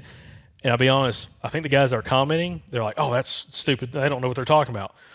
Are not hunting mountains. They're all hunting hill country or flatland, okay? Which is, hill country can have really bad swirling winds, and even flatland can have bad swirling winds, especially if you're hunting around habitat edges where there's different height of vegetation sub-canopy. It can make winds swirl real bad, especially early season. But it's nothing like it's in the mountains. Like when we've hunted in the mountains, it's a little frustrating, to be honest. That's one of the reasons why, like, if I can do it with a rifle, I'm doing it with a rifle. Because I want to be able to, like, even if I can only shoot 60, 80 yards, that's farther than I can shoot with my bow. And I'm going to try to have as much of an advantage as possible in that circumstance. Mm-hmm. Yeah, for me, it's pretty much the same thing. Like, it's different if I'm on a WMA or my club or something where I'm close enough where, like, I probably know exactly where the deer are going to be coming from. And two, if the wind is terrible, I can just get down and move pretty quickly and easily. But some of the big wood spots that we hunt are like, when you're walking in there, you're committed. I mean, that's it. And so, like, personally, I'll try to just play the thermals. Or one thing that I look for in particular is when you have a long ridge, or if you're just like hunting a certain mountainside, if you can get it where the wind is blowing across it and not into it, that helps a lot. But what screws you up is if there's another mountain face behind that, and this is what you were just talking about, is, there's just one spot in particular where it's like a long ridge runs for a really long ways and hits another big ridge. And the second ridge it hits is taller. And I can be like 3/4 of a mile out. And the wind will be going straight down the ridge, blowing towards the taller mountain. And if most days when it's blowing like that, it's fine. Like I'll go in and J-hook and come to my spot, and most days it's fine. But if the wind velocity gets too high, it'll kick back off that mountain and it'll come back on me. And you'll have been sitting there since like 4 o'clock in the morning, and all of a sudden at like 9 a.m. when the day winds really start to pick up, you start feeling it on the back of your neck. And you can like look up the mountain and you can see which way everything's blowing, and the wind is going the direction it's supposed to, but it's reverbing off that bigger ridge. So like, honestly, kind of like Jacob said, it's hard for me to like get this through my head. But a lot of the big buck killers that we talk to do this, where it's like, if that happens and you're in that big wood setting, just sit it out, because they could come from anywhere. And like, you can drop milkweed and everything and see what your wind is doing, but at the end of the day, like, you don't really know where he's going to come from, and you don't really know if your wind is going to be swirling in the wrong way when he comes through. Because there's been a lot of instances where it swirled the whole time and I just got lucky and he came through when it was in my favor and I ended up killing it. So it's a problem, but people figure it out. The big buck guys, man, they figure it out. That's a good point, and I just wanted y'all's opinion on it because there's so many factors, like hunting thermals, like especially in the evening. If you get in 2 hours before daylight or before dark or whatever, the wind's blowing one way. Well, that shift doesn't happen until pretty close to dark. The deer are already on their feet. So these guys that act like they're playing this and getting away with stuff, are you not getting in your stand until then, or are you waiting till the wind is working with the thermals? So I mean, I'm open to learning stuff on that, but the way I play it is the same way I play it during the rut. I mean, I try to play the wind, but in the rut, they don't seem to care as much, or even through the late season. It's when I see a buck, he's going A to B. He doesn't really care, but in the early season, it's a little bit more tricky, especially when you're dealing with groups of deer. But I just wanted y'all's opinion on it because it seems like no one really has it figured out. But like when I asked Tom Brownlee, his opinion was whatever gives you confidence. So, well, that's one of the reasons I love hunting mornings, because I feel like in mornings, it's like deer could come from any direction because they've been out feeding all night. You're kind of catching them shifting back in different areas, which that's what I really like, because any direction they could come from. In the evenings, and this is something that when we did our part 2 episode with Bronson Strickland with Mississippi State University, they were looking at some of the data of, now this is flat land. I mean, not even, I wouldn't even call it gentle rolling hill country, like very subtle terrain features. And they were looking specifically in the afternoon, like, do bucks use any kind of specific direction moving into the wind with the wind at their back, or crosswind when they come from their bed going to a food source? And based off the data of what they had pulled so far, and he's still analyzing it, but a lot of the data they were showing, it was a 50-50 split in the afternoons. Either they're going into the wind directly to a food source, or they're walking with the wind at their back. It's never crosswind, but he said specifically it seemed like that in the afternoons. In the mornings, I don't think it's that much of a factor until maybe they get close to a bed site and they want to kind of check it out. I think they're just kind of moving, bebopping back through, because you got to think in the mornings, and this is something, again, people always talk about, like, I was taught this as a young kid hunting thermals. Oh, you hunt high in the morning, you hunt low in the evening. That's true, but it also depends on how soon is the sunlight hitting you. Because if you're hunting a western-facing slope in the mornings, you're not going to have a rising thermal until probably noon, okay, if it's a big, steep ridge. And we've done this and tested this in Alabama in certain places. Yep. And we got a video on YouTube that shows this on a north-facing slope where it literally did not – we were dropping milk. We did not have a rising thermal until like 11:45 in the morning because the sun never came over. The sun has to warm the ground around you for it to have a rising thermal. So you got to pay attention to that. So there are certain situations where you could hunt the wrong wind, but if you're on the backside, like a north-facing slope, you have a south wind or a north wind, but it's real light, and the thermals are overpowering that light wind, you could set up for a wrong wind with that falling thermal way into the morning on a morning hunt on a north-facing slope before the sun ever gets high enough for it to ever have a rising thermal. And especially late in the season, it's not going to have a rising thermal unless you're very close to the top of it if it's a big, steep, long mountain. And the same thing in the afternoons. Like afternoons, you could set up where you could have either a falling thermal on an east-facing slope at 2 o'clock in the afternoon if it's big enough ridge, and you could set up there and have 3 hours of daylight before it gets dark, and that falling thermal and it's ready, it's good for you. Or you could do the same thing on the opposite side on a west-facing slope on an afternoon hunt and hunt high and have a rising thermal because, again, you're getting, unless there's another ridge right across from you, the sun's got to set behind. That sun's going to set, and by the time it gets dark, you're going to have a 30-minute, maybe 20 to 30-minute length of time the thermals are going to start dropping. And by that point, if you're still in your stand, you have a good spot location, you should be able to shoot anything that's side hilling down below you before it ever busts you. Okay, that's interesting. And something else Tom talked about was like how scent gravitates toward the cooler areas. You like doesn't like seeks out those and then doesn't move. So if you hunted those areas where you had all that shift and all this stuff happening, is your scent getting dispersed everywhere among that ridge, or is it just rising right away? And if you hunt the areas where it stays shady really long, is your scent just kind of like staying contained? Is it still moving around? So it's kind of tricky. And then on top of that, it's got to be positioned with where you think the deer are coming from. So it's like so many factors, and I don't know. I hope one day I understand it more, but man, it seems so complicated. Well, it's never going to be an absolute because there's always so many outlying factors like vegetation cover. Like one thing I love about when the leaves come off the trees, you get a way better rising thermal.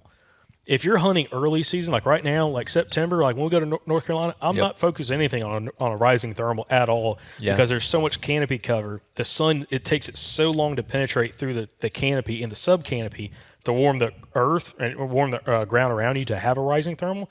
You're going to have a falling thermal for a lot longer period of time. So in that case, you always need to try to set up my thought process again. Like when we go to North Carolina, is setting up specifically below some of these trails and some of the feed trees. Even in the morning, knowing that, hey, more than likely I'm going to have a falling thermal. When those deer are moving around an hour after daylight, 30 minutes after daylight, it's still going to be a falling thermal unless it's super exposed with the sunlight's hitting the ground. And that's the big thing. But when you start getting to late season, or like when the leaves fall off trees for us, like November, December time period in Alabama, dude, you can hunt one of those spots. The second the sun comes up within 30 minutes, if it warms that earth and that side of that hill for about 30 minutes, you'll start seeing that rising thermal. And when I hunted Arkansas back in 2020, when I shot a bear, I specifically was hunting an east-facing slope on a bench to try to set up for a rising thermal, but I had a giant mountain right across from me. And I'm like, it's going to have a falling thermal until it crests to the top, and it's going to have to warm this. And when I sat up, I tried to find an area in the dark with a headlamp, just where was the least amount of canopy, where I could see, like, not stars, but I could see the clouds and everything at night in the darkness, and sat up right there. And it was roughly about 30 minutes after that sun finally got over the top of the mountain, which was like 7:45 in the morning, 8 o'clock in the morning. Within about 30 minutes, I was dropping milkweed, and it was dropping. All of a sudden, it started just rising right through that canopy hole that I was set up in. And it was no wind that day. Absolutely no wind. It's just thermals going down the mountain and then coming shooting straight back up through that hole. And it's like guys like Paul Puteri's been on the podcast from New Jersey. He hunts PA, New York. He does that all the time, like early season. If he can find like a hole in the canopy, and it's a day with like light winds, light and variable winds, that's kind of a tough day to hunt anyways because the wind's kind of kicking around, swirling. He'll set up and find an opening in the timber like that where that sun can come through, it can warm it up, and that scent can go straight up through there. If you have a big enough opening, you can do that. But it's only 0 wind days, light variable condition days, which doesn't happen very often in the mountains. When I was in North Carolina or in Arkansas, it was like 2 days post front, and everything had just like died back down, and it was like, okay, this is nice.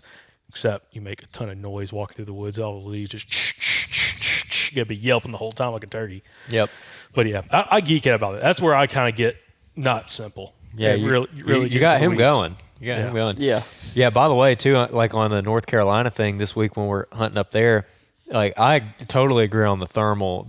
Specifically in the mornings, like I'm setting up for a falling thermal in the morning, and if I want to sit there till lunchtime at about 10:30, I start getting a little bit of a rising thermal, which I feel like in early season, you'll get one, but it's not like a strong. It's not like in the wintertime when that canopy's off and it's just like ripping up the side of that mountain. If I'll start getting like a little rising thermal, I'll just zip out of the tree and go get 40 yards up there, if I really think I need to. But most of the time, I don't really worry about it, because hopefully I'm set up where, like Jacob said a minute ago, I can shoot the deer before it's going to hit my thermals at some point. So, man, that's a rabbit hole right there. Yeah. Let me tell you. Because you pair that with the fact that the wind could be coming through and then rolling back, and that's the hard part. And also that's when we've talked about that a little bit in the podcast in the past, it's like the other tough part about early season bow hunting with full leaf cover, sub canopy, again, stuff under like 12, 15 feet and down, there's a sub canopy, and then all the big mature timber that's got all the leaf canopy. When the wind comes through, the wind at the base of the tree might be doing something completely different than 15 foot up that tree. Like depending on how the wind's swirling around some of that vegetation. And that's super challenging as well because early season you can get very inconsistent winds. Even though it's an 8 mile an hour wind, perfect. Like this should be consistent. You can get in a spot, not only is the wind editing because of the topography, but also could be editing because of the habitat and the timber you're in and what the sub-canopy looks like versus the mature canopy above you. And are you close to an opening? Or are you close to a clear cut? Anything that can get that wind to swirl because there's so many leaves. It just adds so much more resistance to the wind. So it's challenging. But that's one reason why I personally, I really like hunting. When those leaves start falling on the trees, it's like it gets way more consistent. So props to anybody that can be consistent killing bucks in big timber, early season, with a bow. Props to you. It just all the conditions make it super tough. Absolutely. So, Yep. awesome. Stuart, got anything else for us? I don't think so. The only thing we didn't cover that just came to my head, and we don't have to get into it because I know we're wrapping up, but I would say in early season, if you get like a light rain that comes through, like precipitation, that's a good thing to capitalize on because I didn't touch on that earlier, but that's a really good thing to focus on because I think it gets them on their feet a little bit earlier. Like if we get a front coming through with a light rain or even a heavy rain on the front end of that, I think that's a great area, a great time to be in the woods when that happens. So we don't have to dive into that, but I agree. Definitely. Stuart, you do YouTube videos and everything. Where can people find that? so all of my videos right now, I don't have anything personal that I put out. So all of my videos are with the hunting grounds that Stephen Fuller owns and operates. He puts those on his YouTube channel, and it's the Hunting Grounds without a G on hunting. So he does a great job and puts out a lot of stuff besides just my videos. So that'd be a great thing to check out. Yeah, you got some good videos on there. We'll link them in the show notes. Yep. We'll link the channel. Awesome. Appreciate it. Well, guys, thank y'all for watching this podcast. Thank you for listening to the podcast. If you enjoyed it, go leave us a 5-star rating review on Apple Podcasts or just a 5-star review on Spotify. And also another big thing you can do to help grow the show is just share the show. If you enjoyed this episode or any other episode, share the video or the audio version with any of your friends and family. We greatly appreciate it. And we'll catch you back here on the next episode from the Southern Outdoorsman Podcast. And remember, guys, y'all stay Southern.